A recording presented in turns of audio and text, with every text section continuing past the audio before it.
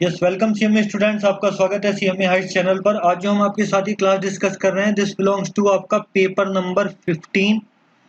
इसका नाम है स्ट्रेटजी कॉस्ट मैनेजमेंट और डिसीजन मेकिंग। ठीक है, strategy cost management decision making, जो किस लेवल का पेपर है? फाइनल लेवल का पेपर है। तो इसका मैं आपकी 14 नंबर क्लास डाल रहा हूँ, जिसमें इलस्ट्रेशन नंबर 1 को आज हम लेंगे। इलस्ट्रेशन नंबर 1 जो है वो ब्रेक इवन पॉइंट से रिलेटेड है।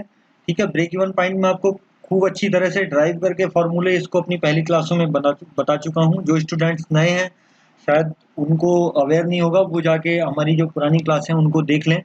यहाँ शॉर्ट में मैं आपको ब्रेक इवन पॉइंट्स बता देता हूँ। जो आपका ब्रेक इवन पॉइंट्स होता है, वो ब्रेक इवन पॉइंट्स एक ऐसा पॉइंट होता है जहाँ पे आपका प्रॉफिट जीरो आता है, मतलब प्रॉफिट आपको होता नहीं है। तो उसमें आपकी केवल फिक्स कॉस्ट रिकवर कर पाता है कंट्रीब्यूशन। अगर हम इसको ब्रेक इवन पॉइंट को नंबर में लिखना चाहें तो ये फिक्स कॉस्ट डिवाइडेड बाई जो आपका सेल माइनस वेरिएबल कॉस्ट, यानी कि fix cost divided by contribution जो आपका होता है। और कंट्रीब्यूशन आपको पता होगा, जो हमारा कंट्रीब्यूशन होता है वो selling price minus variable cost होता है। ठीक है, अगर आप ब्रेक इवन पॉइंट को सेल के टर्म में लिखना चाहते हैं तो ये क्या आ जाएगा आपका fix cost divided by contribution by sale ratio. ठीक है, या इसको कहते हैं फिक्स कॉस्ट डिवाइडेड बाई जो आपका पीवी रेशो है। ठीक है, तो ये 3-4 फार्मूले होते हैं। तो ये मैंने आपको ड्राइव करके बताए हैं अपनी पुरानी क्लासों में। तो आप जो लोग स्टूडेंट इसको देख रहे हैं पहली बार, तो वो पुरानी क्लासों को देखेंगे तो उनको ये चीज़ें समझ में आ जाएंगी। तो हमें यहाँ क्या करना है, अब इन सवालों में क्या हो रहा है, जो हम ब्रेक इवन अभी तक निकालते हैं, इंटरमीडिएट लेवल पे भी आपने काम किया होगा, तो उसमें हम इंडिविजुअल प्रोडक्ट का निकालते हैं। यहाँ पे आपको क्या है, सेल मिक्स का एक निकालना पड़ेगा। सेल मिक्स मतलब जिसमें आपके एक प्रोडक्ट से ज़्यादा है। तो इस सवाल को हम पढ़ते हैं। Accelerate company limited manufacture and sales 4 type of the product under the brand name A, B, C और डी। ये 4 प्रोडक्ट बनाते हैं। ठीक है, द सेल मिक्स मतलब जो ये 4 प्रोडक्ट बनाते हैं वो उनका क्या वॉल्यूम, क्या वॉल्यूम किस तरह से है। जो आपका ए का है वो 33.33% आएगा। अगर इसको परसेंटेज में लिखेंगे तो 1/3 को करेंगे तो 0.33 आ जाएगा। तो ये 33.33% है। बी का आपका 41.67% आएगा। ये जो 2/3 को करेंगे तो 6.67 आ जाएगा। और सी का आपका 16.67 और डी का आपका 8.33%। तो इस पोर्शन में, इस रेशियो में ये जो है सेल मिक्स है इनका, प्रोडक्ट ए, बी, सी और डी के लिए respectively. The total budgeted sale, ये टोटल सेल जो है 60,000 है पर मंथ की। और उसके बाद ऑपरेटिंग कॉस्ट दी हुई है इन्होंने। जो वेरिएबल कॉस्ट है आपकी 60% है ए के लिए सेल प्राइस का, बी के लिए आपका 68% है, सी के लिए आपका 80% है सेल प्राइस का, और डी प्रोडक्ट के लिए आपका 40% है सेल प्राइस का। इसके बाद इन्होंने फिक्स कॉस्ट दी हुई है उस पर मंथ उस पीरियड की, तो ये 14,700 है। करना क्या है, calculate the break even point of the product on the overall basis. ठीक है, हमें क्या करना है, इसको हमें निकालना है ओवरऑल बेसिस पे। मतलब इसको हम इंडिविजुअली नहीं निकालेंगे, हम प्रोडक्ट के बेसिस पे नहीं निकालेंगे, हम जो ये कंपोजिशन है इसके बेसिस पे निकालेंगे। और दूसरा सवाल एक और है, also calculate the break even point if the sale mix is change. जो ये रेशियो ये था, इसको इन्होंने चेंज करके क्या कर दिया, 25% ए का, बी का 40%, सी का 30% और डी का 5%। तो इससे कोई फर्क नहीं पड़ता, जो आदमी ये सवाल कर लेगा वो ये भी कर लेगा, क्योंकि इसमें जस्ट एक इसका जो है मिक्स चेंज किया है। तो ब्रेक इवन पॉइंट के लिए हमें क्या चाहिए होता है, हमें सेल चाहिए होती है और आपका वेरिएबल कॉस्ट चाहिए होती है, जिससे हमारा कंट्रीब्यूशन आ जाता है। Sale minus variable cost contribution आ गया। फिक्स कॉस्ट आपके पास दी हुई है, तो उससे आप क्या करेंगे, फिक्स कॉस्ट से आप जो है इसको सेल के कंट्रीब्यूशन रेशो को डिवाइड कर देंगे, तो आपका ब्रेक इवन पॉइंट आ जाएगा सेल के टर्म में। तो इस सवाल को अप्रोच करते हैं। देखिए, पहले हम ये वाला सवाल, ए पोर्शन वाला सवाल कर रहे हैं। जो आपका ए वाला सवाल है इसको हम कर रहे हैं, इस वाले को।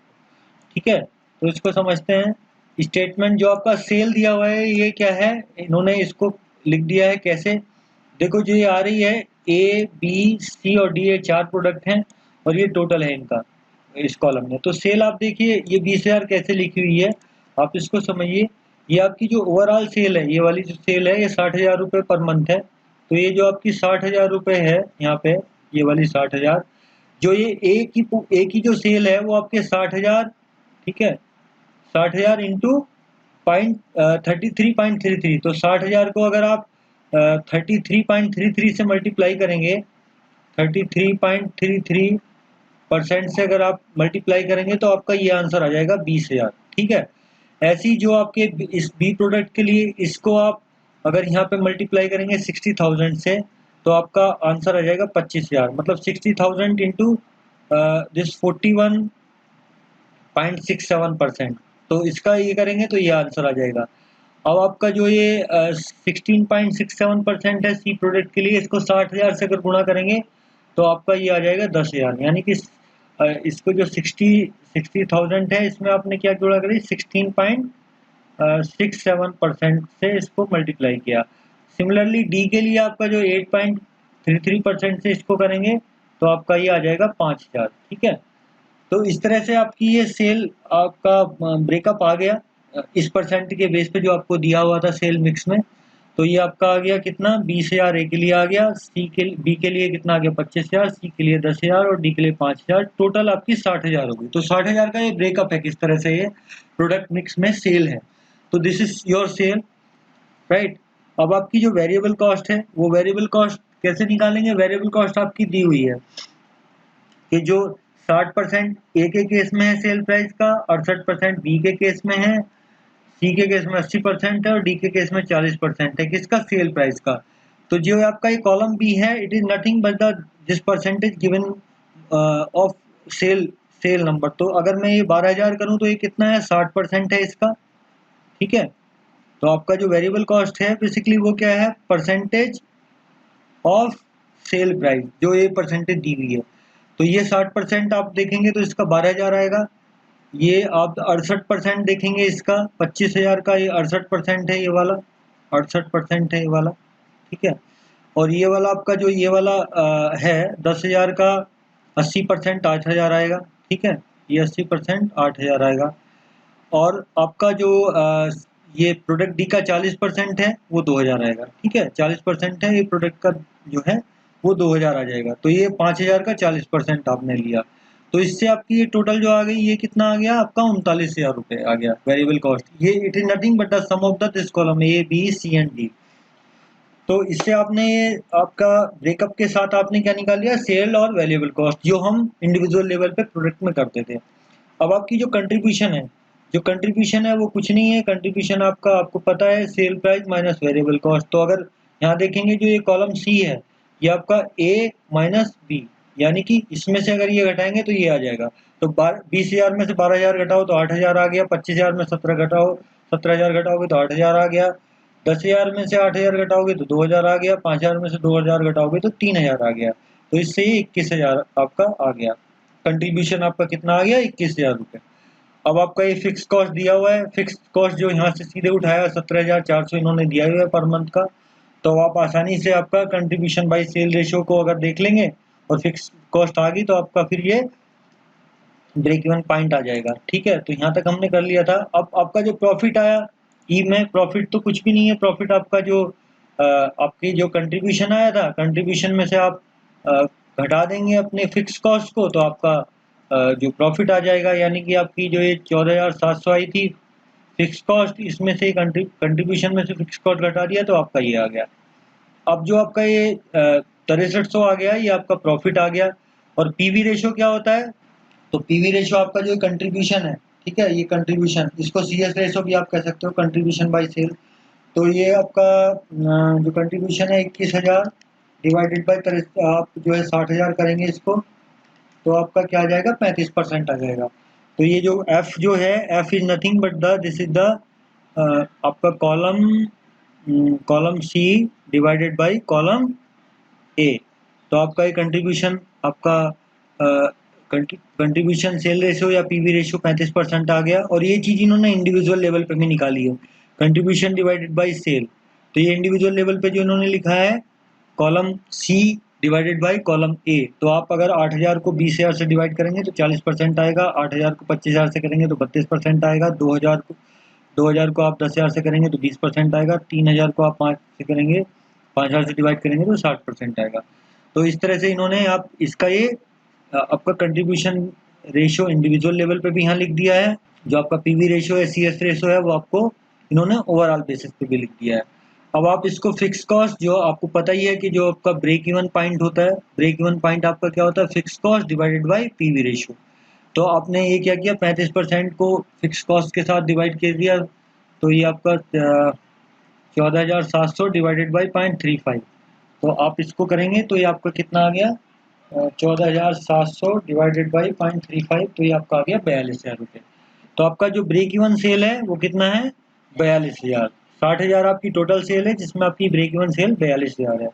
तो आपने अगर ये सवाल समझ लिया है तो फिर आगे करने में भी कोई दिक्कत नहीं है। आगे में तो सिंपल ये इस कंपोजिशन के साथ मुझे करना पड़ेगा, ठीक है। आगे में क्या करना पड़ेगा, जो हमारा प्रोडक्ट जो हमने मिक्स यहाँ लगाया था ना, ये परसेंटेज पहले हमने जो ये ऊपर जो परसेंटेज थी वो लगाई थी, उसके बेस पे अब हम ये नई परसेंटेज को सेम वैल्यू पुट करेंगे, ठीक है। तो बी पोर्शन को देखते हैं, अगर ये सेल मिक्स चेंज करता है तो ब्रेक इवन पॉइंट आपका क्या हो जाता है। तो देखिए, फिर आपने सेल मिक्स को चेंज कर दिया। सेल मिक्स आपके कितने थे, 25, 40, 30 और 5, ठीक है। तो आपका क्या थे सेल मिक्स, आप लिख लीजिए। आपका ये लिखा ही हुआ है यहाँ पे 25%, 40%, 30% और 5%। तो आपकी वैल्यू कितनी थी सेल की, 60,000, ठीक है। तो 60,000 का अब नए मिक्स के हिसाब से ये बी नंबर वाले सवाल में क्या होगा, 25% अगर इसका करेंगे तो ये आंसर आएगा, 40% अगर इसका करेंगे तो ये आपका ये वाला आंसर आ जाएगा, बी वाला, ठीक है, ये आंसर आ गया। 30% ऑफ करेंगे ये वाला इसका 68,000 का, तो ये आपका ये आंसर आ जाएगा। अगर आप 5% 60,000 का करेंगे तो आपका क्या आंसर आएगा, ये आपका डी आंसर आ जाएगा, 3,000। इन सबको जोड़ दीजिए तो आपका 60,000 तो रहेगा, क्योंकि यहाँ तो केवल मिक्स चेंज हुआ है, ठीक है, बाकी तो टोटल सेल तो चेंज हुई नहीं। वेरिएबल कॉस्ट का वो सेम ही डाटा है जो उन्होंने बताया था पहले में जो हमने लिया था, तो उस वेरिएबल कॉस्ट से की परसेंटेज है, ये कुछ भी नहीं है। This is nothing but this variable cost is the percentage of sale as given in the question. तो आपने ये परसेंटेज निकाल देंगे, इसका ये परसेंटेज करके ये सारी वेरिएबल कॉस्ट आ जाएंगी, और ये टोटल वेरिएबल कॉस्ट आ गई इस कॉलम में, इन सब कॉलम का सम है। कंट्रीब्यूशन तो सिंपल है कि सेल माइनस वेरिएबल कॉस्ट आपका कंट्रीब्यूशन है। तो this contribution is the sale minus variable cost, means 15,000 minus 9,000 6,000, 24,000 minus 16,320, ये आपका 7680 हो गया। 18,000 माइनस 14,400, ये आपका 3600 रुपये हो गया। और फिर आपका 3,000 डिवाइडेड बाई 1200 या 1800 हो गया। तो आपका ये टोटल कंट्रीब्यूशन 19,080 आ गया, ठीक है। आपकी फिक्स कॉस्ट 14,700 दी हुई है, इसको आप अगर घटा देंगे इसमें से नीचे तो आपका ये प्रॉफिट आ जाएगा, ठीक है। तो इसमें तो कोई दिक्कत है नहीं है। अच्छा, इन्होंने यहाँ पीवी रेशियो ही सीधा निकाल के बताया, तो ये फिक्स कॉस्ट इन्होंने 14,700 घटा दी, प्रॉफिट वाला इन्होंने निकाला नहीं, यहाँ पे प्रॉफिट निकाला नहीं, तो कोई बात नहीं, यहाँ पे प्रॉफिट निकाला था तो it is not a issue. अगर प्रॉफिट यहाँ पे निकालना तो आप आसानी से लिख भी सकते हैं। क्या लिखना पड़ेगा, प्रॉफिट आपका हो जाएगा कंट्रीब्यूशन माइनस फिक्स कॉस्ट। तो इन दोनों का डिफरेंस क्या आ जाएगा, अगर प्रॉफिट में लिखूँ तो ये आपका आ जाएगा 190/80 डिवाइडेड माइनस 14,700, ठीक है। तो ये आपका कितना आ गया जी, 4380। तो ये तो प्रॉफिट आपका आ जाएगा। अब निकालना था ब्रेक इवन सेल क्या होगी, तो इन्होंने इंडिविजुअल का ये पीवी रेशियो फिर निकाला है। तो पीवी रेशियो कैसे आएगा, कंट्रीब्यूशन बाय सेल, यानी कि इसमें ये 6,000 डिवाइडेड बाई 15,000, इसमें 7680 डिवाइडेड बाई 24,000, इसमें 3600 डिवाइडेड बाई 18,000 20,000, और 1800 डिवाइडेड बाई 3,000, ये 60% आपका आ गया, ठीक है। तो इस तरह से इन्होंने इंडिविजुअल के पीवी रेशियो निकाले हैं, और जो ये cumulative PV ratio overall basis पे निकाला है, जो आपका ये कंट्रीब्यूशन डिवाइडेड बाय सेल, तो इससे आपका जो पीवी रेशियो आ गया वो 31.8 आ गया। तो इससे आपने आप ब्रेक इवन सेल निकाल सकते हैं। फिक्स कॉस्ट आपकी 14,700 थी, इसमें कोई शक नहीं है, और ये 0.318 आप नीचे रख देंगे तो ये आपका आ गया। ब्रेक इवन सेल कितनी होगी, 46,266 रुपये। और तो इस तरह से आपका ये कंपोजिशन में आप ब्रेक इवन निकाल सकते हैं। मेरे हिसाब से इस सवाल में कुछ ऐसा कोई कुछ भी नहीं है, केवल एक मिक्स के साथ आपको निकालना है, ठीक है। तो अब ये इलस्ट्रेशन हमारा खत्म हो जाता है, मेरे हिसाब से आपको समझ में आ गया होगा, ठीक है। नेक्स्ट क्लास में हम नया इलस्ट्रेशन नंबर 2 लेंगे फिर।